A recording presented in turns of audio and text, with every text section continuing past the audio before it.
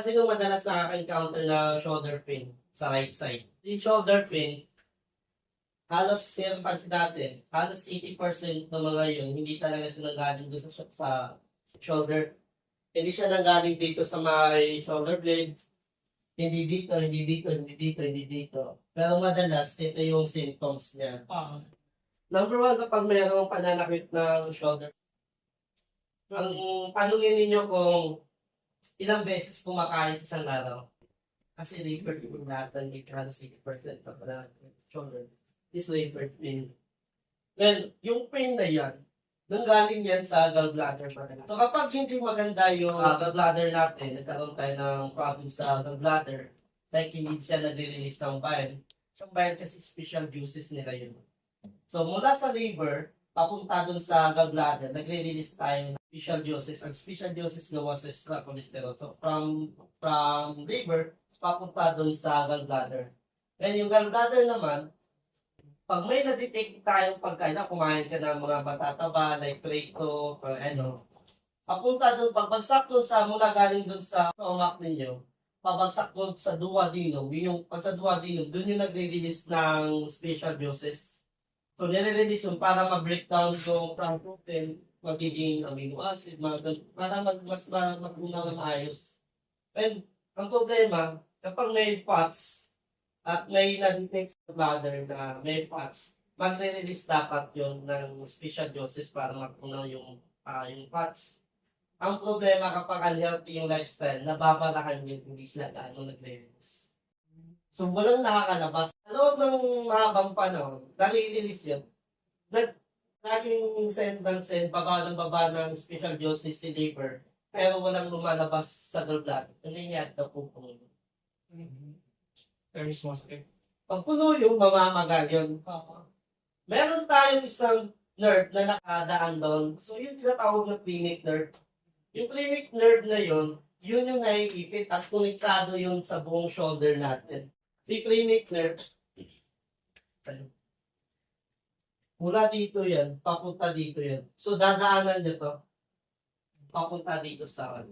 Then, madalas, nasa right side yung gallbladder natin. So, konektado yun. So, right side, madalas din. Etong baba ng shoulder blade, ito sa gitna, taas, at ito, madalas din. Kapag may nakapakay na makapal-kapal din, ibig sabihin, mataas ang chance na galing sa prenator. Hindi talaga siya galing dito. Dahil naipit niya dito sa ilalim yung ugat, kaya nangingigas na muscle. Yun yung tumitigas na muscle. Ang tumitigas na muscle, hindi yan sa ibabaw. Hindi yan dyan sa ibabaw. Nasa ilalim yan. Nasa ilalim ng muscle na yan. Hindi yung muscle na nasa ibabaw na nakikita natin. Nasa ilalim. Dahil pag diniin yun, masisira na hindi mo pa makakaabot yun. Kaya meron ginagamitan ng elbow. Pag ginamitan mo ng elbow yun, sobrang sakit sa ilo pero really feel awkward. Kasi nasa pinakailalim yun. Isipin mo parang mabot mo yun, katabi yun ng mga spine eh. Parang mabot mo, kailangan mo tinanong ito ba? Pag ito diniin mo kasi, tapos sila ito,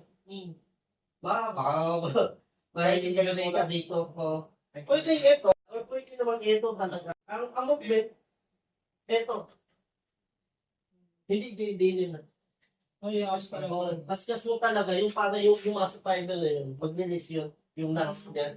Then, pag tinanggal natin to, ang tanong, kahit matanggal natin yan, babalik pa o hindi? Mataas ang chance babalik kung hindi natin gagalawin yung gallbladder. So, paano gagalawin yung gallbladder? Well, sa right side, dito sa baba na to, nandito sa baba na to, nandito yung gallbladder. Tingnan natin yan. Pag natin ng mga isang minuto. Minsan may pumunta. Parang tapos. Yun yung mga panungan. Marami yung dyan. Yung ba hindi kasama yung isang tayo. Ganyan ginawa sa akin dati. Mamaya ito ko sa inyo. Ano ba sa akin sa ako? Hindi, yan yung send. Masakit sa una pero pag nawala, Pag ito siya, tapos pahinga ulit, sunada ulit na mga 10 minutes. Depende sa inyo, basta kailangan may pakilalim. Sa ulo ulit. Kahit ano, basta hindi mo gano'n masaktan. Tingin mo lang yun. Nice mo right side talaga mo. Right side. Mula sa ribs na yan. Yan. Then, pag ito siya, kunting galawin mo lang yun, nawawala yung ipit ng clinic nerve na yun. So, nakakaroon na siya ng supply papunta dun sa taas. So, ang magiging problema na lang natin dito, kung sakali meron ditong ipit sa spine, madalas malabo yung sa spine kasi ginagawa natin. Eh, pag may problema sa spine, bullshitting pa lang, natakalman din. Ito kahit nakatayo lang. Pwede nakatayo, pwede nakaupo, pwede nakahubog na nakaupo kasi mas mahirapan din. Higa at saka tayo, pwede rin. Well, kung sa kanan, kaya mo din yung kaliwa nito. Meron din.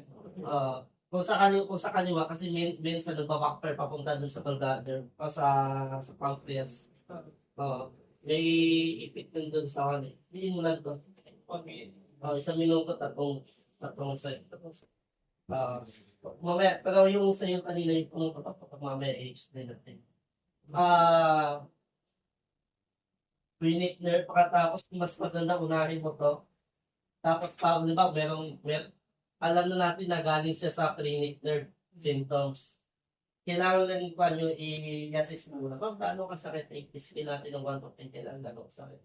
So, sige ma'am, tulungan mo muna game mag Ma'am, wala dito ka sa wala, dito tumama. Ang sakit, tapos sa day, tapos after nito, check mo ulit kung may masasakit pa, pero madalas wala. Dito pa lang. Halimbawa na yun. May matitira, yun yung mga nagpo-contact ng muscle fiber kasi hindi masuplayan. Wala siyang supply. Kaya ang muscle kapag matagal na hindi nasusuplayan, ang nangyayari, nagpo-contract kasi parang lamig siya sa parang muscle spasm. Yun na yung dudurugin niya.